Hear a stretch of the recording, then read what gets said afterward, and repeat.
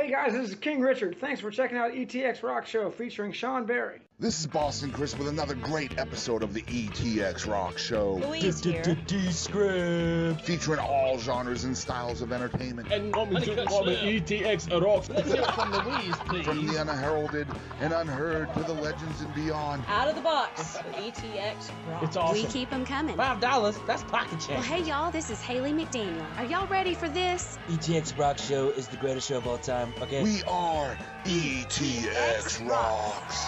The ETX ROCKS Show is the best show of all time, say? The other shows, you're good, you're real good. As long as we're around, you'll be second best, say? Cut.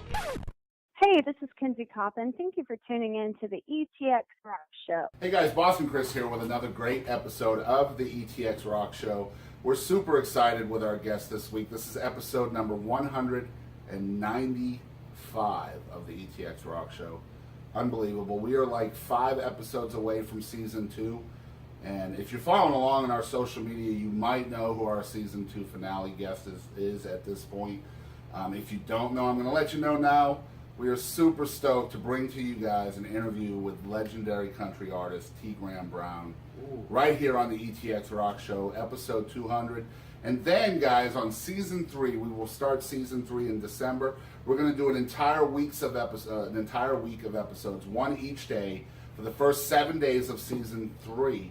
And those episodes are going to include Katie Lynn, Ricky Lynn Gregg, Ronnie Millsap, Josh Ward, and we're going to have some more surprises for you guys as well. So if you're tuning in for the first time, I definitely want to thank you guys for doing that. Make sure you keep on following us. We're Instagram, Facebook, Twitter, at ETX ROCKS. If you're watching on YouTube, smash that like button. Wherever you are, subscribe to us or follow. It's completely free. And we also definitely want to thank our sponsors for this episode. And those sponsors are the School of Music 101 in Hallsville, Texas, and Scott Connor Music, along with his brand new album, Captiva Follow. Thank you guys for sponsoring us. And so we're sitting here today with a Georgia boy. Oh yeah. Originally from Athens, Georgia. I know you guys have heard that city name on the show here a lot recently. I don't know why that's happening, but that's okay. God knows why, and that's what matters.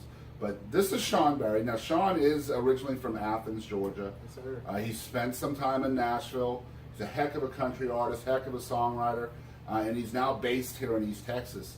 And you're probably wondering how or why did he go from Georgia to Nashville and then to East Texas? Because a lot of times, Nashville is the end point for a country artist. Yeah, absolutely. Yeah. So we're going to find all that out about Sean Barie, and we'll definitely talk to him about his family.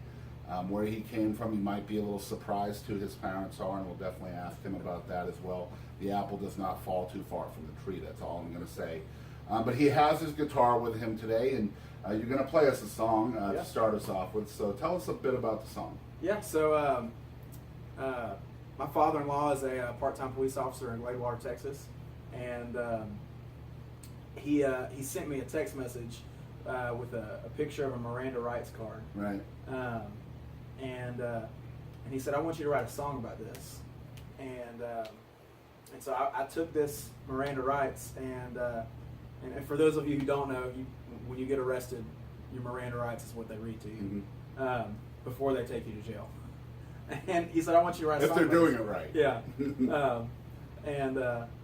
But he said, I want you to write a song about this. And so I took it, and I wrote this song called Damn You Miranda, from the perspective of a guy going home from the bar and getting pulled over. So guys, check this out. This is Damn You Miranda by Sean Barie. Don't go anywhere. We'll be back with more with Sean right after this song.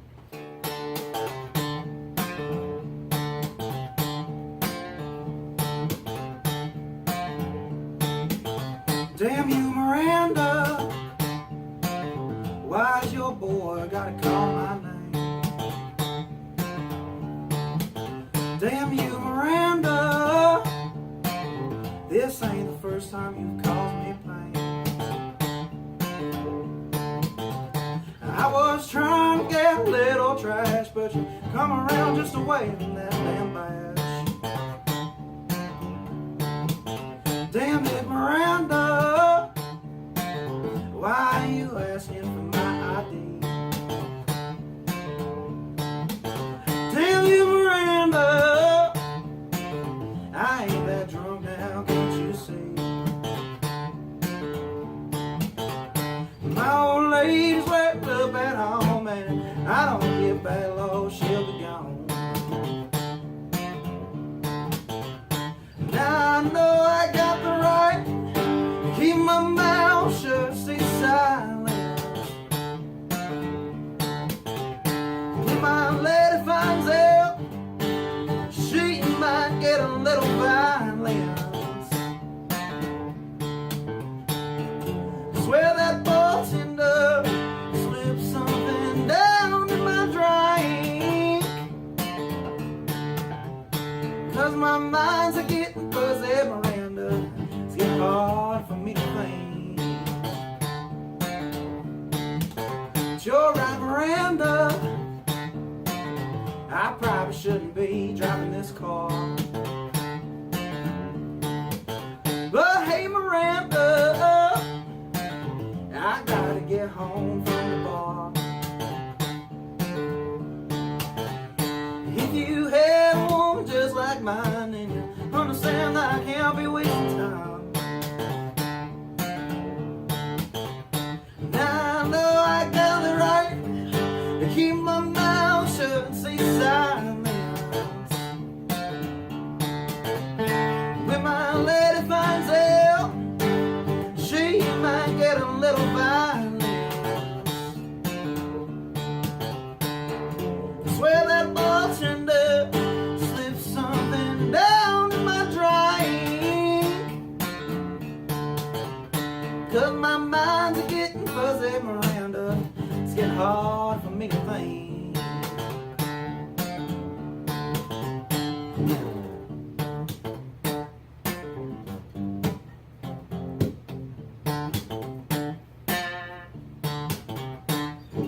Lucifer, I swear, too drunk, I am not God.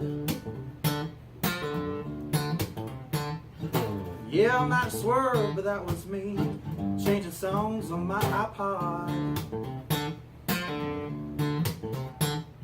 Through all my BS, I realized I was okay after all.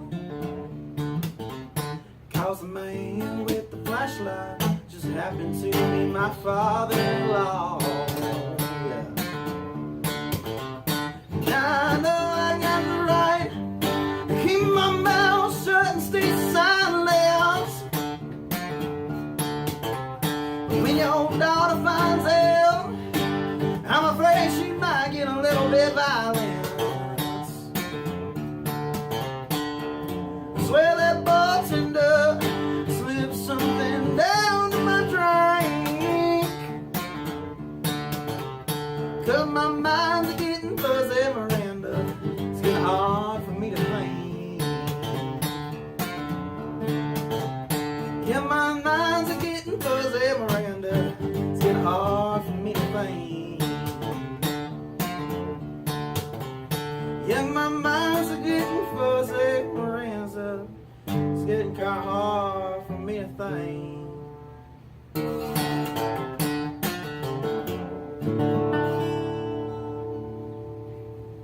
All right, guys, that was Damn You, Miranda by Sean Barie. Great, great song. I love the inspiration, the truth behind the song. Guys, we're going to be right back with more from Sean Barie right after this message from our sponsor.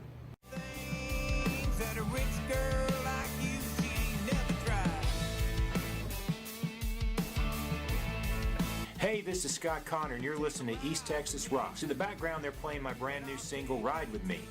You guys can find me at scottconnor.com. That's Connor, C-O-N-E-R, just one N. You can go to Facebook at Scott Connor Music. You can buy my music at CD Baby or iTunes. You can even listen to it at Spotify. Mostly, I just wanted to tell you guys I appreciate you. I look forward to seeing you down there in Texas. And we appreciate East Texas Rocks. Take care. She cocked her pretty little head with a pretty smile in her eyes. She said that sounds pretty good, but you need to realize I'm just in town for a minute. I have my $10, but I just now spent it. And these fancy clothes, they belong to a friend of mine. All right, guys, so we are back with more from Sean Barie.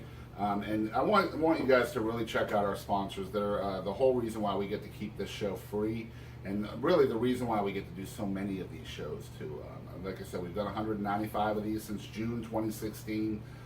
That's probably why my entire crew, which is just me and Louise right now, but we have bags under our eyes because we are working hard at bringing this stuff out to you guys. And it's because of folks like the School of Music 101 in Hallsville and Scott Connor, who is actually an Indiana music artist, country artist, actually sponsored this show. So make sure you're checking out his album, Captiva Fallout.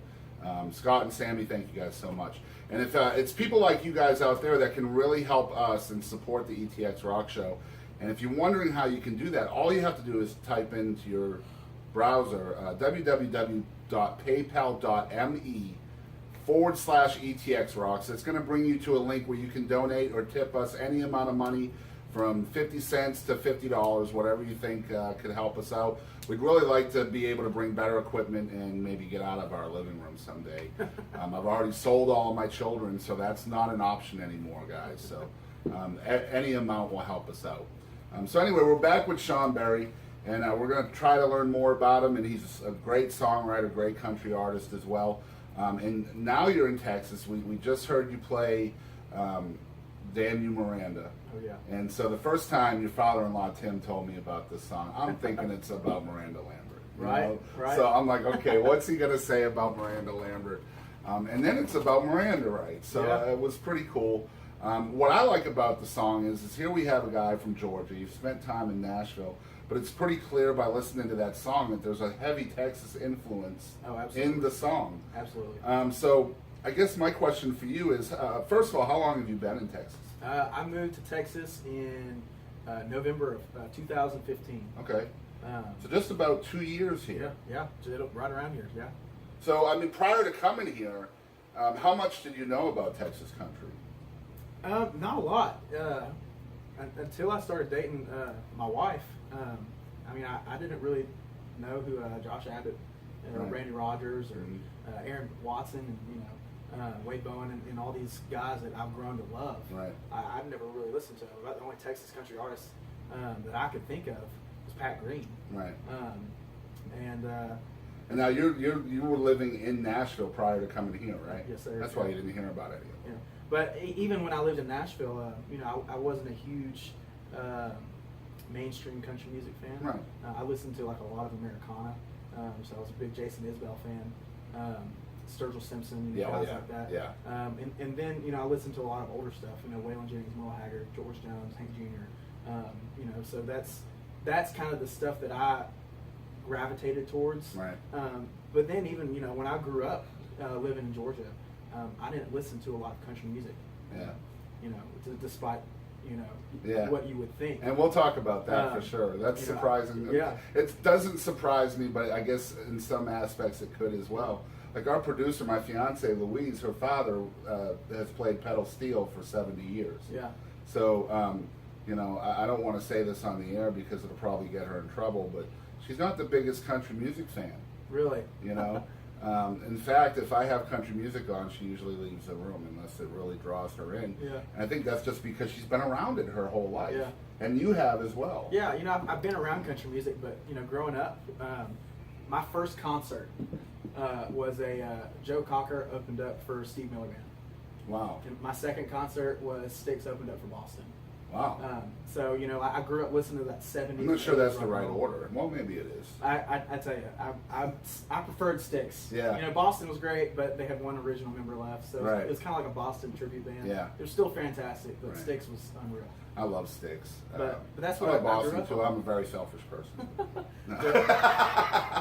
But that and and then that singer-songwriter stuff, like I'm a big John Denver fan. Yeah, oh yeah, story time. So the story time song. I love that classic, that classic singer-songwriter country music, and that's just what I grew up listening to. Right. And, Man, I'm really excited to have you on the show because we won't talk about this a lot because it's not about you, but your parents are pretty well known recording artists in their own right. Yeah. John and Robin Barie. Yeah. I'm not only going to mention them once, but I think it's cool to try to get some insight from you of what it's like growing up in a house with two very, very successful artists. Yeah. And then, somewhere along the way, you had to have decided, hey, I'm thinking about following the footsteps here. So what were the kind of the processes for you growing up in a house like that? Yeah. Because I imagine they probably didn't pressure you into music No, very, not at very all. much. So, I mean, growing up, it really, to me, it was normal. Right. You know, I grew up on the road, you know, on a 50-foot white Prevost. And I have a specific memory of stepping off our bus at our farm in Madison County, Georgia. And I had no idea where we were at. But it was our house. I mean, I'd spent so much of my childhood being on the road. You know, my dad was playing 180 days a year. Right. And, you know, being on tour with Vince Gill and Reuben McIntyre. And so it was kind of that was just what I was used to.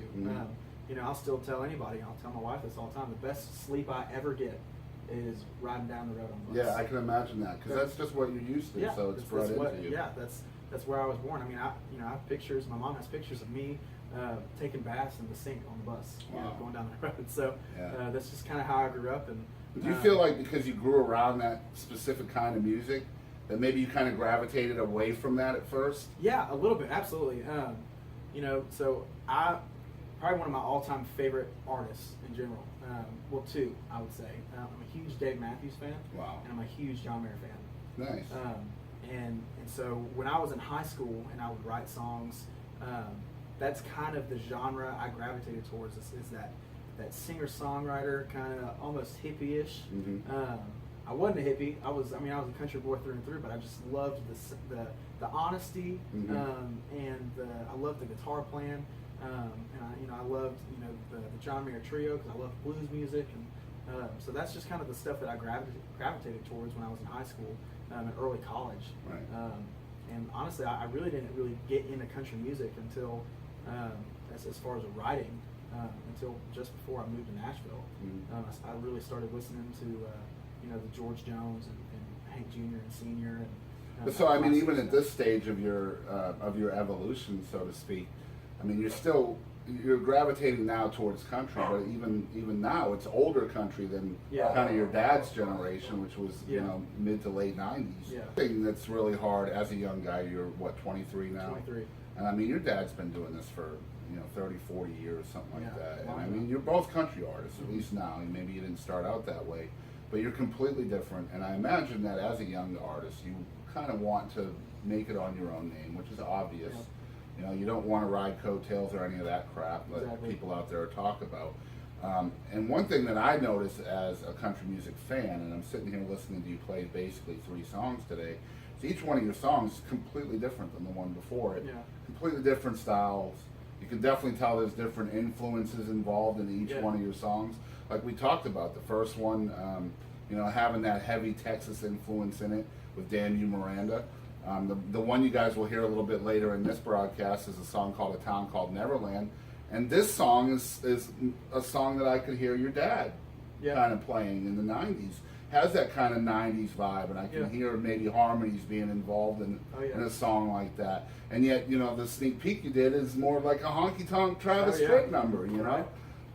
So as a young guy, I imagine you're being influenced and inspired every single day, and every time you listen into something. And I mean, we've talked about how many different people you've looked up to in different genres and styles. So as a songwriter, how are you using these different ingredients to kind of build your finished product? Yeah, I listen to a lot of different music, and I think as an artist, you kind of have to, if you don't want to be boxed into something. And so I typically, when I write a song, it kind of depends on the era of my life where I'm in, and I'm not 35 or 40 years old, but it just kind of depends on what stage I'm in. And on top of that, I write what feels good to me. And that's being a true artist. You have to do what you feel. Right. And I try and make it as relatable as possible. Like with the song that y'all are gonna hear, "Town Called Neverland." Growing up in a small town, that's something that you can relate to. You hear that and you say, "Man, that sounds like where I'm from. Right. That sounds like where I live." And that's what any kind of music is supposed to be about. Yeah, you're supposed to have those fun honky tonk, silly songs. Yeah, silly songs. But to be a true or not necessarily be a true artist, but to be true to yourself.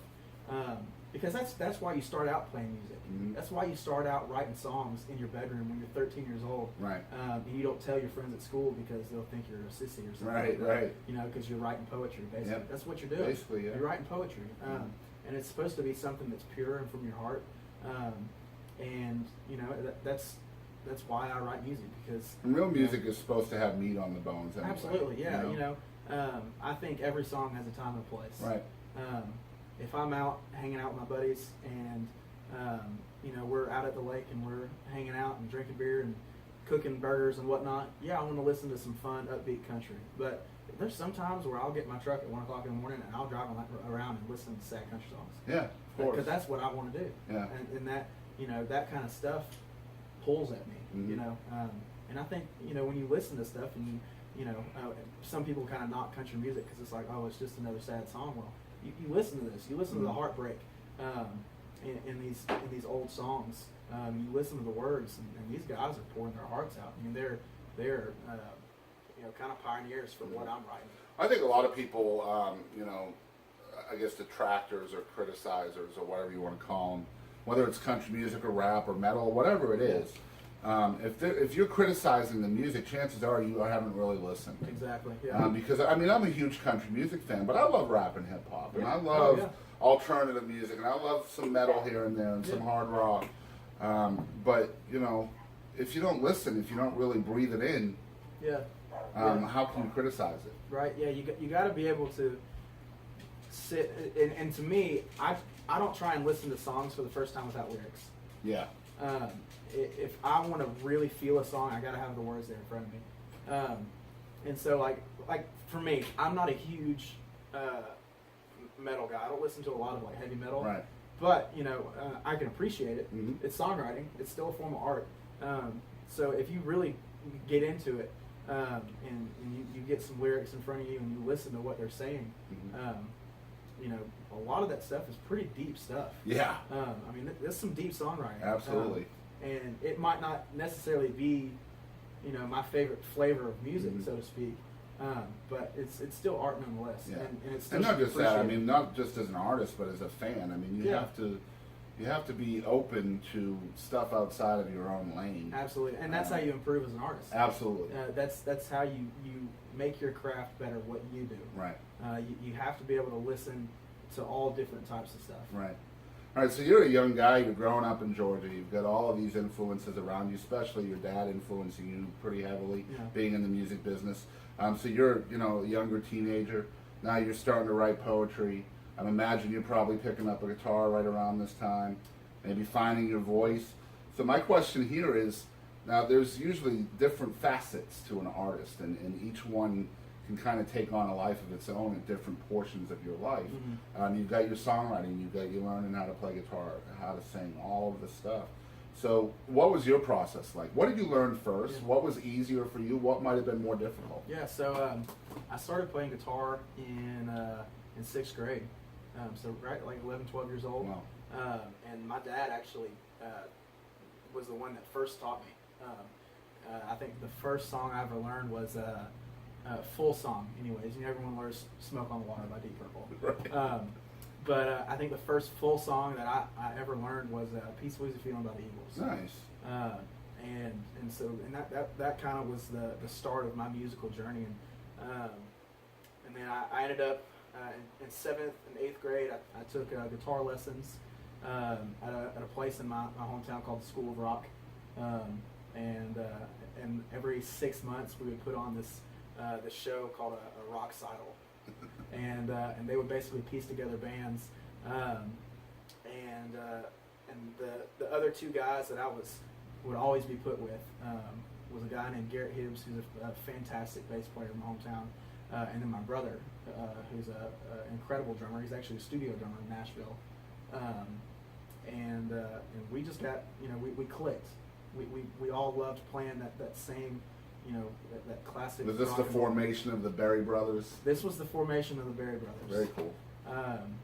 And you know, we got together and we just started playing these rock cycles, and we figured, well, why don't we start getting together and playing a couple times a week outside of going to So what were you playing at this time? Um, I'm assuming it's going to be covers. Yeah. I mean, we're playing covers and really bad originals. Really bad originals. Was it rock? Was it country? What was yeah, it was all rock and roll. Okay. It was Bad Company. Yeah.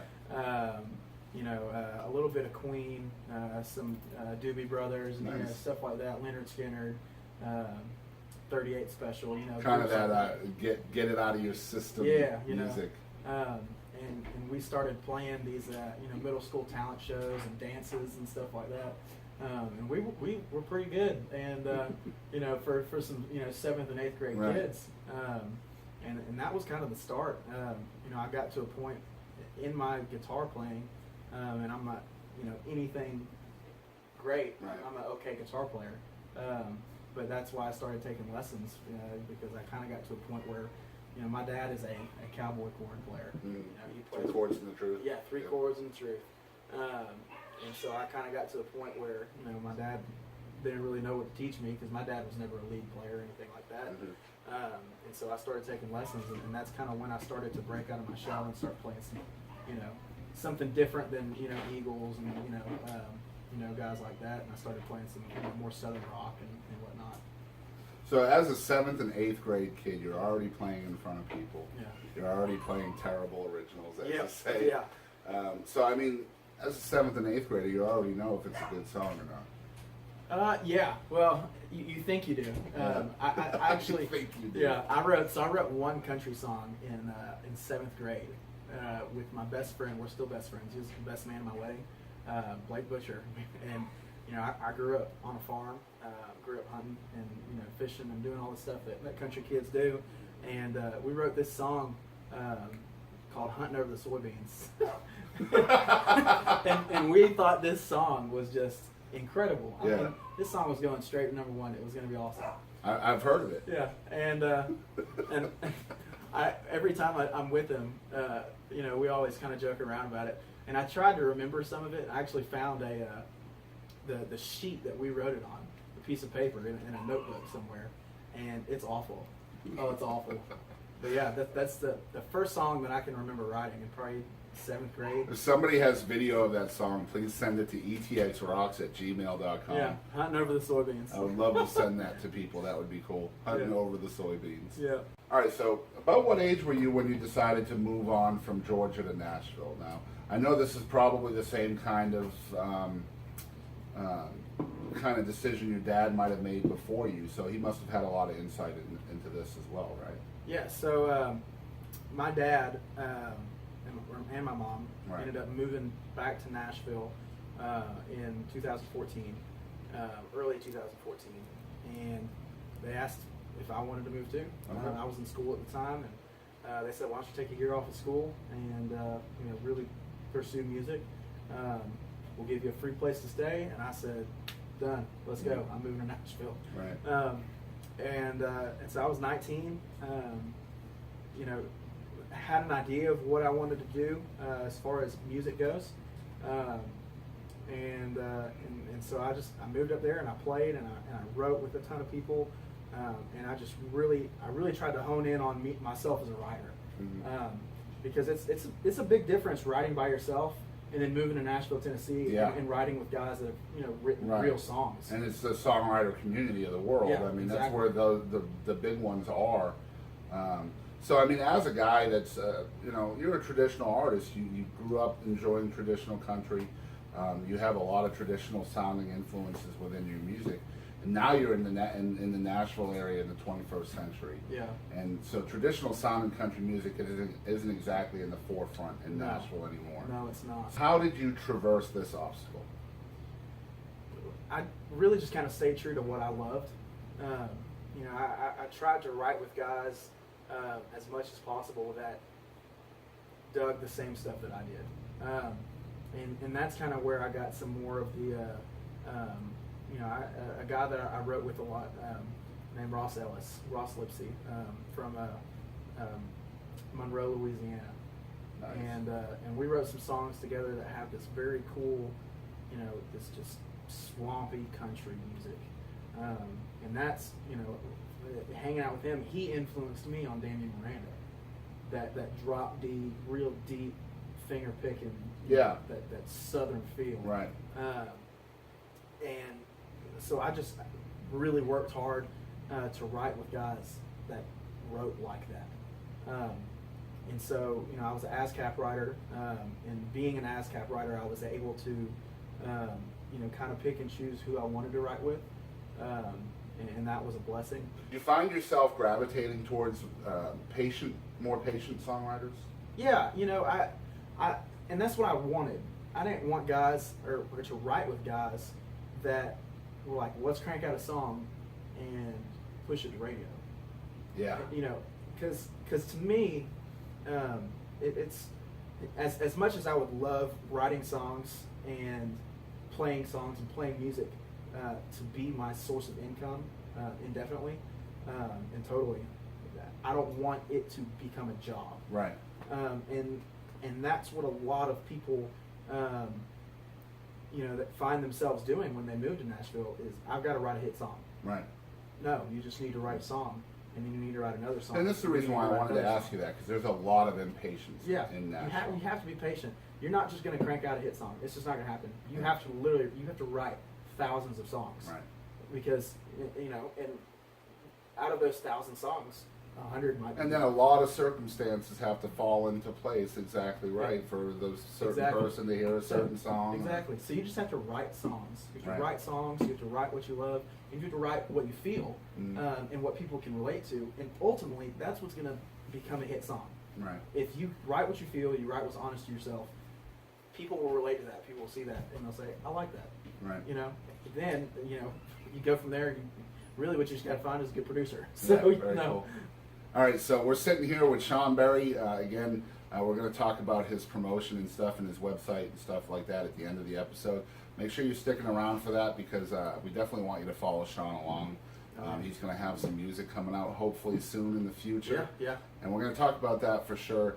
But guys, one of the coolest stories about Sean Barie is coming up right now with this next question. Right now, he grew up in Georgia. At this stage of the conversation, he's co-writing a lot in Nashville. He's got free room and board. That's always a plus. Yeah. But somehow he ends up in East Texas. So Yep. this is one of the coolest stories I've ever heard. So how in the world did Sean Barie end up in Gladewater, Texas, of all places? Yeah, so I was actually opening for my dad. I was actually, I didn't know until about 3 hours prior to the bus leaving for Longview, Texas, that I was coming to Longview, Texas. And so I opened up for my dad at the Belcher Center in Longview, and my in-laws, would-be in-laws, were in the audience, and my wife was not at the time. And now we're talking future in-laws, future wife. Future right. in-laws and future wife were not in the audience. Mm-hmm. And after the show, I was out, signing some autographs and talking to people and visiting and Right. just trying to push who I was because I was and still am a nobody right now. But I was just talking to people, and my wife's aunt walked up to me and said two things. Do you have a CD, and are you single? And usually, you meet. I've gone and done tours. I've played in Corning, New York, and Minnesota, and Annapolis, Maryland, Yeah, all over the place. all over the place. So you probably hear stuff like this all the time. So you meet some crazy people, Right. And most of the time, all the time, I if someone asks me, Just kind of blow it off. yeah, I say I have a girlfriend. Right. Well, at the time, I did not have a girlfriend, and I was honest. No, I don't have a girlfriend for whatever reason. I Yeah. said that. Wow. And she said, "Well, I've got to show you my niece," and she showed me a picture of her, and I was like, immediately, I was like, "Wow, she's really pretty." Yeah. So I took pictures with all of them, and what I didn't know is the entire time I was on stage playing, they were sending her pictures saying, "We found your soulmate, we found your future husband," and all this stuff. And later that night, I was sitting on the bus, and I got a follow from this young lady, and I recognized the last name. So I followed her back, and we kind of conversed, and I said, "Hey, I met your family tonight. They had nothing but great things to say about you." and we just kind of went from there. And this was January 23rd, 2015. And then 3 weeks later, on February 12th or 13th, I flew to Dallas-Fort Worth Airport. Wow. She picked me up, and I met her for the first time, and I knew. I was scared to death because I was 20 years old, but I knew that this was the girl I was supposed to marry, and so 9 months later, in November, I moved out here, and I'm here to stay, and I love it. That's unbelievable. So that's the story from his side of things. Now, if you go to his webpage and read his biography on there, his About Me, I'm going to read just this part of it because it's blew my mind. While opening a show in Longview, Texas in 2015, he met an incredible family who talked highly of their daughter and swore to Sean that they were soulmates. That's nuts. Yeah, that is. And then it was true. It was true. Yeah, it's kind of it's kind of awkward when you tell people because they're like, wow, y'all had never even met before. Right. It's like, yeah, well, 2015 at the time, so it's anything can happen. It was definitely a God thing because I've never had anything that random happen to me. Right. And that just totally out of nowhere. And we talk about God's timing a lot on this absolutely. show. Yeah. I mean, we really do a lot of what we do on this show based on God's timing. We try not to stand in His way when it comes to things like anything. But I mean, here you marry into a family, and then next thing you know, this same family, your in-laws, have opened a music venue here in East Texas. And I'm assuming this happened after all of this because I know that Central Station has only been around less than a year, I think. Yeah, opened in June of this year. Right. Yeah. And I mean, this is a great venue here in East Texas, and I definitely want to give it as much attention as I can on this show because it is a great place. So please, for anybody out there that's following along with us that may not have heard of Central Station, definitely check it out. Tell them about the place and why they should go. Yeah, I mean, other than just the great 32 Texas craft beers and pretty extensive wine list, the food is awesome, the atmosphere is awesome. It's not. It is better than 90% of the places I've ever played. Because 90% of the places 100% of the places I play in bars, bars and clubs. Every now and then I'll get lucky and I'll get to open for somebody that plays in a theater or something like that. Mm-hmm. But most of the time I'm playing in bars, and playing in bars, you have to deal with a bar atmosphere. You have to deal with people being intoxicated and yelling stupid stuff, and taking their shirts off, getting on stage, and all this nonsense that. People, when they're drunk, think, "Oh, this is a great time," but artists don't want to deal with that. Yeah. We're here. We're this is how we make money. You're making a living. Yeah, this is how we make. What's our money. great about Central Station, though, as a music fan, I'm trying to think in my head. It's a listening of another place that does what they do, but I can't think of one within any kind of driving distance. Yeah. It's legitimately the only place that I can drive to right now from the Longview area that's within an hour or even two of me. That features national artists, state level artists, and local artists at one point or another. Just to give you an idea, just off the top of my head, Brian White just played there. Yep. 90s country star, multi-platinum country artist. I know Cooper Wade has played there, Texas Red Dirt star. And then you've got local artists like Darren Morse has been there, Sean Barie, Jason Crabtree. Lots and lots of different kinds of levels of folks you're going to find out there. They have great food. It's a family atmosphere, which means you can bring your kids out there.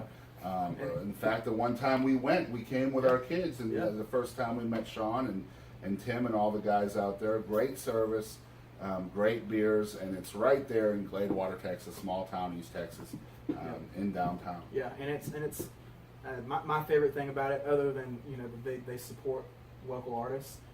Like you said, it's a family atmosphere. Mm-hmm. As much fun as I have getting to be on stage with a rowdy crowd, it's a great time. Right. But it's nice to be able to come and play some of my original music that I wouldn't necessarily play in a bar. Right, exactly. I get to play for people that are 100% focused in on me, and they're listening. They're there to hear, what you have to say. And it's great. It's great. And I mean, honestly, Central Station's doing or trying to do what we do here with the show, and you know, feature a local artist, a state level artist, bring in a nationally recognized artist, and try to mix fan bases. Because I'm here to tell you, you know, you promote somebody like Brian White or John Barie that's played out there as well. People take notice of that, and because of that notice and that exposure, the lesser artists, the local artists that are playing there, might have somebody come out to their show because of somebody bigger that's played there. Exactly. And that mixture is important. That's how you keep music going. Exactly. That's how you keep it going forward. So I definitely wanted to talk a little bit about that. Guys, we're going to be right back with more from Sean Barie right after this message from our sponsor. Hey everybody, this is Sammy Brazier at the School of Music 101. We are a full-service music store. We service everything we sell here. We do guitar repair, strings, whatever you need your intonation set on your guitar, bring it in. We do it right here. We sell new and used guitars, amps, sets. Trade-ins are welcome.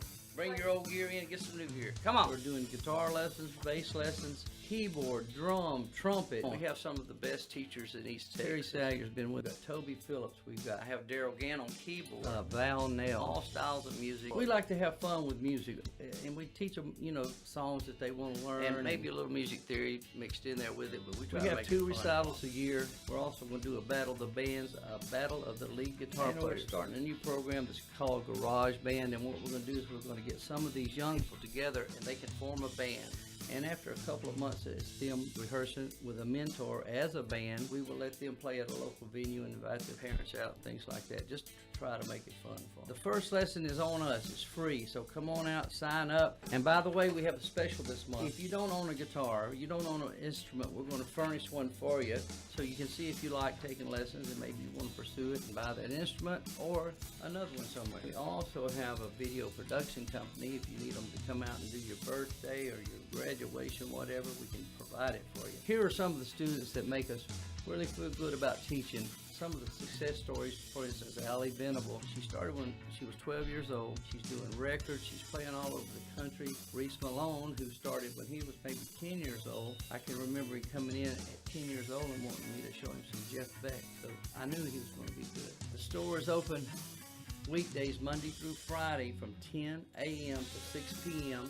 Saturdays we're open 11 to 3.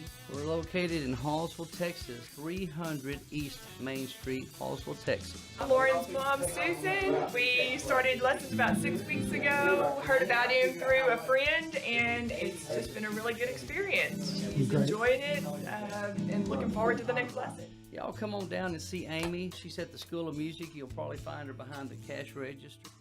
The store number is 903-660-7333. If you can't get us there, call me on my cell, 903-987-9639. We are School of Music 101, where school is cool. All right, guys, so we're sitting here once again with Sean Barie, living in Gladewater now. And we've been talking about his music. You've heard him play once, and he's going to play one more time towards the end of the show. But if you've been following along with the ETX ROCKS Show, you know that we like to surprise our guests and play a game each and every week on this show. And we do have different games that we like to play, but with Sean Barie, I think I've decided that we're going to play What the Heck.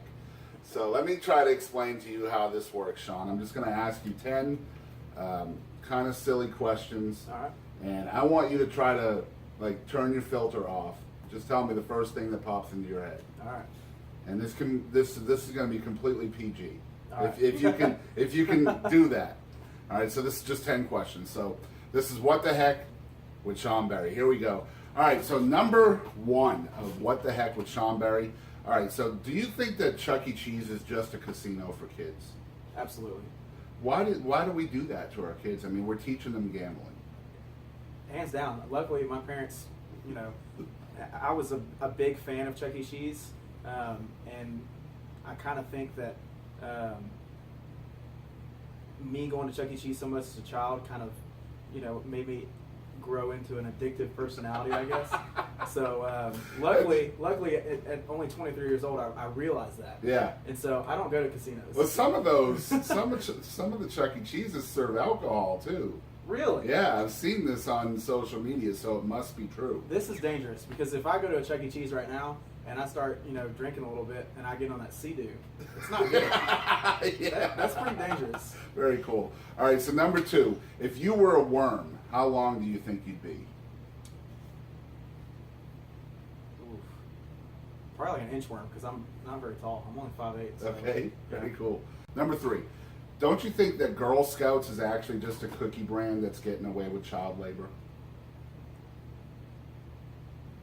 Yes and no. Okay. I love their cookies. Thin Mint's my jam.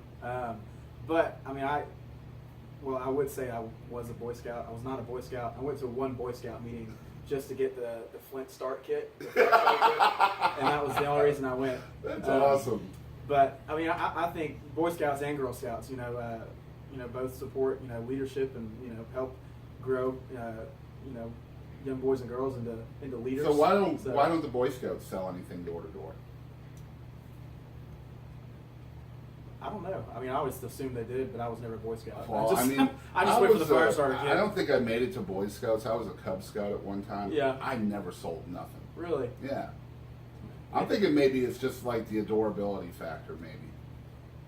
I could see that. Yeah. Yeah. Because like Girl Scout cookies are what, like 300% more than cookies you can buy. Oh, absolutely. And so I could buy that. And yet Bush's you brand. buy like truckloads of these cookies. Yeah. Even though they're more money. Girl Scouts. All right, so number 4, are you right-eyed or left-eyed? Right-eyed, definitely. He had a quick answer for that. No, I take that back. Actually, I'm left-eyed. Okay. Yeah. What's the difference? I think when I look at something far away, I close my right eye, and I had to think about it because I shoot like when I'm shooting guns or something like that. I shoot left-handed. Okay. Most people shoot right-handed, but I use my left eye to really aim, I guess. So, yeah. I do everything right-handed except for shoot pool. I shoot pool left-handed. I don't know why. It just worked out that way for me. All right, so number 5. All right, so how do we as humans, right? We go to the pet department at Walmart, let's say. Walmart, you're going to have to sponsor this episode. I've already mentioned you 3 times. But you go to the pet department, you have all these pet foods, cats and guinea pigs and dogs and all of this. And all of these pet foods have flavors on them. So how in the world do we know that they're that flavor? Trial by error. Trial by error? Well, I guess trial by fire, actually. So I grew up on a farm in northeast Georgia, and me and my brother Kalen, we had horses and a lot of animals and stuff like that because we grew up on land. And I think the first time I ever tried sweet feed was when I was 3 or 4 years old. And it's definitely sweet. And we would go and I've eaten cat food, dog food, horse feed, You heard it here first, guys. Yeah. Wow. I don't know, it's like my mom, for example. She has these 2 little Yorkies. I'm sure you guys, if you've listened to enough episodes, you've heard them on most of them, because they never shut up. It's true. But she loves these dogs. Yeah. And so, she knows what flavors these dogs like and which ones they don't, and I don't get it. Yeah, I mean, our dog, we've got a chocolate lab, and he eats, the flavor he eats is chicken and sweet potato and rice or something like that. Yeah. But I've never tried it because I kind of outgrew that dog food eating stage. Right. But I'm pretty sure just by the smell it does not taste like. So y'all heard it chicken here and first. sweet potato. Sean Barie has outgrew the dog food eating stage of his life. Apparently, these are stages that some of us go through. More horse feed than dog food, but I tried a little of both. What do you recommend? Sweet feed all the way. All right, very cool. I'm sure I've consumed at least maybe a bowl and a half of sweet feed in my lifetime. All right, very cool. Do you think that helps with your country music? Absolutely. Right. Oh yeah. Yeah. I think we might have a new song coming out. Yeah. We call it Sweet Feed Over Dog Food. Yeah. All right. There you go. That's Number 5. Number 5. What do you think is better, to be born good or to overcome your evil nature through great effort? Overcome your evil nature. Absolutely. Why? Because if you're born good, you don't know how to be bad. Very true. Yeah, and Is it true that the chicks dig bad boys? Oh, definitely, hands down. Yeah. I'm no longer the bad boy. I'm married, and my wife is here, so I'm not gonna talk about. She's how it is to be a present, bad so boy. he has to say that. But which no, really, I'm very, very proud of Sean for admitting the sweet feed and dog food stage of his life. I don't think I've ever even told my wife that. Very cool. So she's learning stuff too. All right, number 6. If you go to jail for tax evasion, aren't you just living off taxes by not paying taxes? Yes. Isn't that weird? It's weird. We take care of the people that don't want to pay taxes Right. by paying our By taxes. paying our taxes. Yeah. United States government. America. Yeah. America. All right. Number 6. Do you think cereal is considered soup? Ooh. It's kind of gross once you think about it. Yeah, it sure is. Yeah, absolutely. It's weird. It's corn and high fructose corn syrup. And sweet feed. Yeah, and sweet feed. A little bit of milk in there. Yeah. Almond milk if you're All that comes from the farm. Yep. Every bit of it. All right, so number 7. How violently do you have to fight the urge to scream when you hear an ice cream truck in your neighborhood? Well, it's been a long time since I've lived in a neighborhood, so if an ice cream truck came rolling down 271 or 1844, I'd probably lose my mind. Would it be because you're excited about the ice cream, or just because you've never seen one in that area before? Maybe a little of both. Yeah. I mean, it's probably been 15 years since I've seen an ice cream truck. Yeah. So it's kind of like seeing a payphone or something. Exactly. Yeah, it's more of a novelty, than actually it's just an ice cream truck. Yeah. You like chase them down and then knock on the window. Do you actually sell ice cream? Yeah. Cool. Hopefully they do sell ice cream. Yeah. It'd be like, do you want some? No, man, I'm broke. I just wanted to be sure. All right, number 8. Where do you think squirrels go during hurricanes?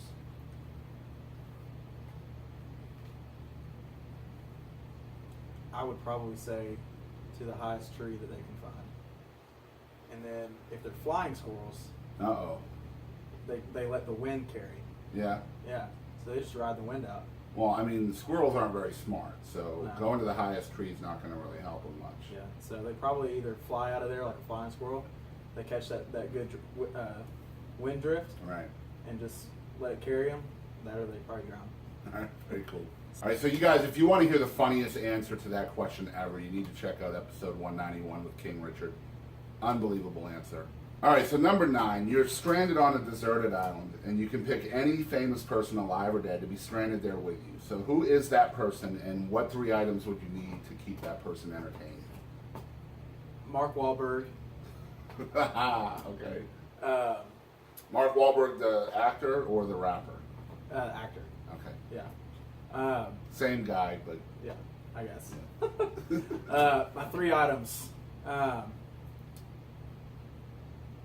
George Foreman grill. An endless supply of ground chuck. And then Tony Chachere's Wahlburgers. I'm going to show them how to make a good hamburger. Awesome. And he would need a George Foreman grill to teach him how to make a good hamburger. Not a campfire.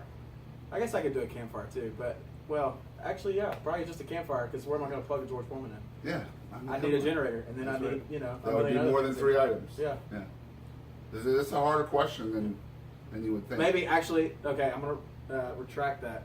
I might want just my Flint starter kit that I got from a Boy Scout meeting that one time. Okay. Just to start my fires. Just so now he's gone to Boy Scouts for a valid reason. It was just so he could answer a question on our show. Exactly.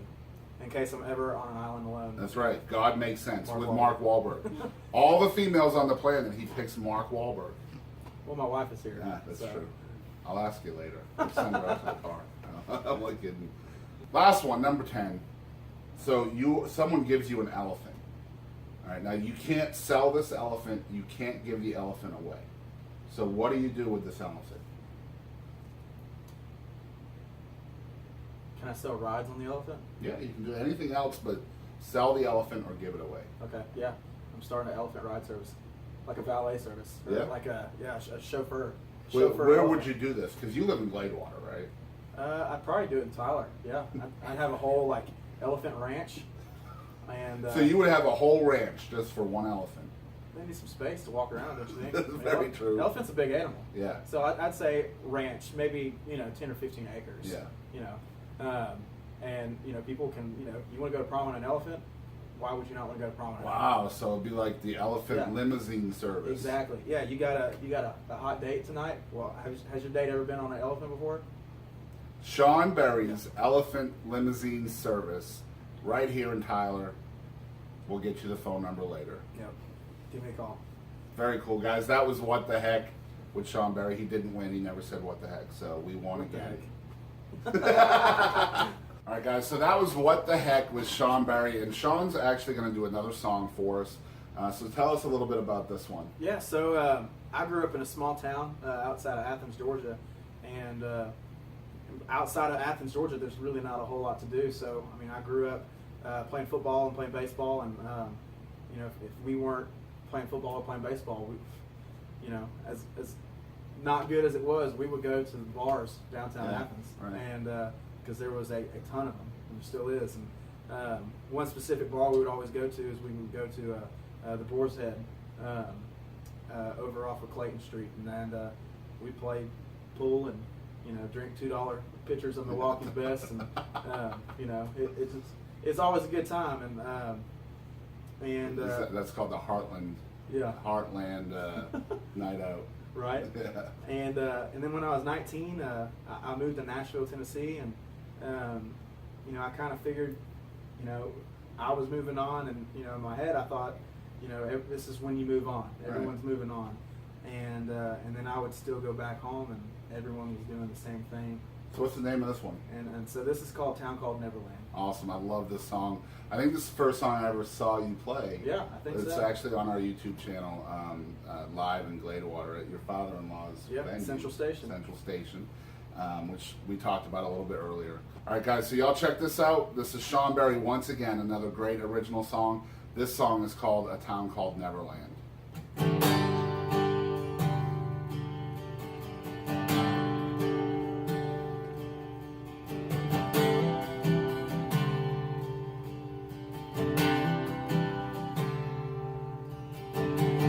I was born and raised here.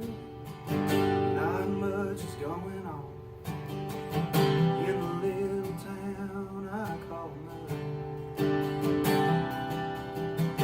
A lot of memories here, some good and some wrong. Broken hearts and people stuck back in time. Jimmy keeps reliving football days. Susan's got her arms full, and a third one on the way. It's just the way things go around here. Same bar for Friday, talking how great you were your senior year. No such thing as making new friends. It's where the past never ends. It's the same when you're back again in this town called Neverland.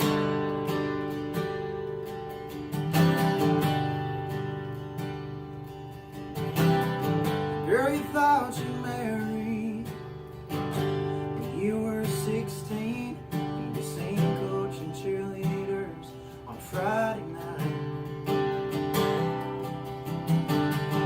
That drive-in movie,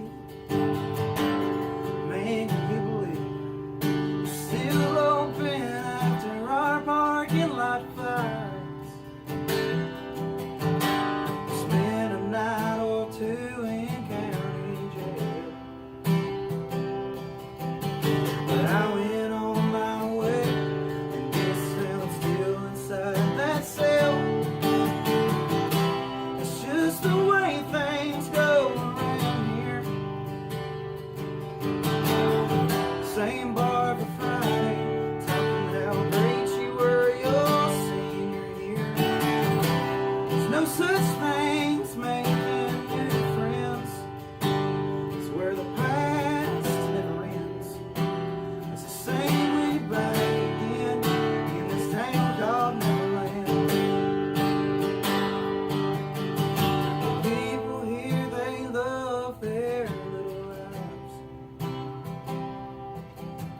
But if I stayed, just wouldn't feel right.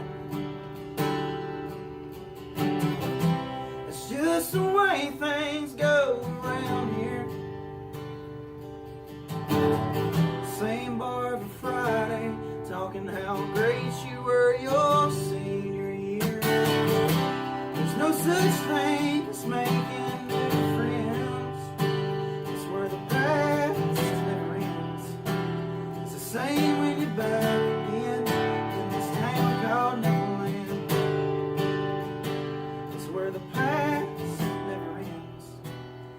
same as it's always been in this town called Neverland.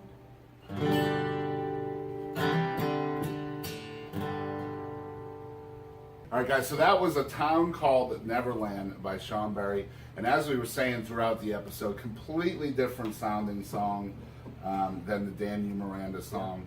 It's got more of that 90s feel that I would expect from a 90s country star's son. But I also can imagine that song was not inspired by that at all, was it? No, not at all. That was purely about my hometown. You know, growing up in the Athens area, you know, I can go back home right now, you know, 4 or 5 years later, and you know, majority of the people that you know I grew up with and went to high school with are still doing the same thing that we were doing in high school, and not that there's anything wrong with that. I just knew that I wanted more for myself as a musician, as a singer-songwriter. I knew that staying in my small town would not have grown me as an artist. Right. So I guess the big question that anybody who's watching would like to know, and especially myself as a fan, when are we going to get some Sean Barie's music available out there? Yeah, so right now, I mean, I'm writing a lot of songs. And hopefully in the next couple months, I'm going to be to the point where I'm ready to go in and cut a record. I'm doing it here all in Texas. I'll probably go down to the Austin area because I want it to be a Texas-made project because I love Texas country. So I want it to stay here. I don't want to have to go to Nashville and do it in Nashville. You don't have to go to Austin, you know that, Yeah. right? I'll give you a recommendation off there. Let's go. I got you, Greg Hunt. If you're watching, if you happen to be watching, I hope you do it. In fact, I'm going to tag you in this, Greg Hunt, so you can hear his live music. Greg Hunt. But I'll tell you who he is and where he's at. Yeah. It'll blow your mind. Let's go. So, yeah, we got to have some music because what you have is great stuff. I would really love to advise you to get your stuff out there more on social media and YouTube and stuff like that. Oh, yeah. Because what you're doing is great. Texas country is awesome all by itself, but when you have somebody from Georgia and Nashville and has been around the business for as long as you have, with all of your different influences and stuff that inspires you, and bringing it all together into a completely different mix. I love the fact that Sean Barie's in Texas. So I can't wait to hear some stuff come from you. Tell folks out there where they can follow along with you on social media. Do you have a webpage? Do you have a YouTube and all that stuff? Yeah. So if you go to my website, SeanBarieCountry.com, I've got links on everything to there. So yeah, it's same thing on my Facebook, Sean Barie Country, and my website is on there as well. And you can follow me on Instagram too, Sean Barie Country. It's the same thing on there too. So Sean Barie Country, and that's SeanBerry Country. Everywhere, the .com, the Facebook, the Instagram. Are you on Twitter? I'm not on Twitter. That's going to happen shortly. He knows he has to do that, I'm sure, right? Yeah. If I can get them all to sync together. Well, they kind of do in a way. Yeah. But yeah, Twitter's tough. Yeah, I'm not I haven't figured out the Twitter sphere, I guess is what they call it. Yeah. But yeah. Just don't follow Trump. Whether you support him or not, just don't follow him. I see enough of it on the news. So. Yeah. Well, most of that's fake anyway. Yeah, right. MSM. No. I'll pull that up. All right, so we did talk a little bit off camera that you are trying to find, new venues and stuff like that to play. You're trying to get your music out to as many folks as you can. So I imagine you'd probably send people to your .com to book you as well, right? Yeah, so anytime I contact a venue, I put a link to my website. I actually do have music on my website. Okay. Yeah, so I only have one song on there, but it's a full band song. All right. It's called Mississippi Moonshine. Okay. And I actually wrote that in Nashville with my brother. Okay. And it's very cool. It's different than anything you'll hear. I think I did listen to it, and that's really swampy, isn't it? Yeah. Oh man, it's swampy and bluesy. Right. But it's just a cool tune. I mean, it's just something that that you can just kind of jam to. Right. whether you're with a group of people or by yourself or whatever it is. Right.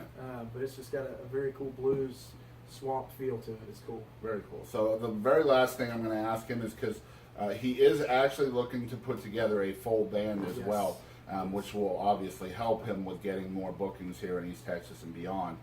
So tell people out there that might be tuning in, what exactly are you looking for in your band? What pieces and personality traits?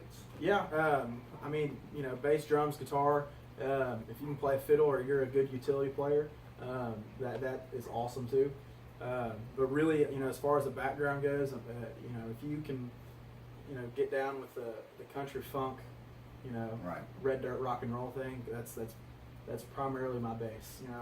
I play cover songs for sure, but a lot of the cover stuff I play is not your top 40 country radio.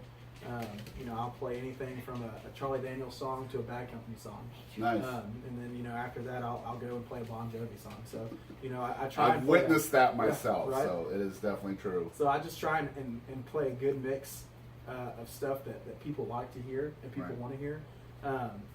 But then I also try and swindle in my original stuff too. Because ultimately, that's what I am. That's who I am, and that's how people are going to remember me, or learn to love my music. Absolutely. Say, hey, Sean Barie, he's a great cover artist. Yeah. Well, you are a very smart kid. You know what you want, and I think that's important. I think that's a very important first step in knowing what. If you know what you want, then you know it when it's there. Yeah. I guess. And I think that's important as an artist, especially as a songwriter. Oh, absolutely. Because it's hard, especially in Texas, man. It's so hard because I think more than half of our population here wants to go to a venue and hear the songs that they love. Yeah. And then you have people like me that I've already heard those songs by the original artists. I want to hear original music. Yep. And I know there's a huge population of folks here in Texas that feel the same way. So it's cool to have folks like Sean Barie in our own backyard. All right, so y'all have been watching the 195th episode of the ETX ROCKS Show, featuring Sean Barie for the first time here on the show. I want to thank you for coming on, man. It's been a great pleasure. Thanks for having me. Right here in Gladewater, Texas. You can follow along with everything Sean's doing at his webpage, which is SeanBarieCountry.com. Remember, it's SEAN, and that will be right there in the description too. So you guys can just click on that and go check out everything Sean has going on. He's got music there. He also has a few videos. There are videos of Sean doing live performances on YouTube that you can check out as well. And of course, in about a week or two, we're going to put out his 3 original performances here on the ETX ROCKS Show. They'll be all out on our YouTube as well. And I think we have 2 as well from a show you did earlier. Yeah, I think so. In the summer. Yeah. Which was Damn You, Miranda, and a town called Neverland. Yeah. So you guys make sure you're checking those out. Follow along with him on Instagram and Facebook, so that way you know when he finally has a Twitter. We're going to blow that sucker up. It's going to be dozens and dozens of likes. If you're tuned into the ETX ROCKS Show for the first time, first, we definitely want to thank you guys for listening in. If you want to follow along with us, we are putting out 2, sometimes 3 episodes a week. All genres, all styles of entertainment. You can follow along with us on Instagram, Facebook, and Twitter. We're located at ETX ROCKS. Hit the like button wherever you are. I don't care what platform you're listening or watching on. Hit the like button, please. Subscribe for free and follow along with our sponsors. Again, thank you to School of Music 101 in Hallsville and Scott Connor Music and his incredible new album, Captiva Follow. As we always say on this show, we want to thank you guys out there for supporting live music. And don't ever forget, ETX rocks. That's right.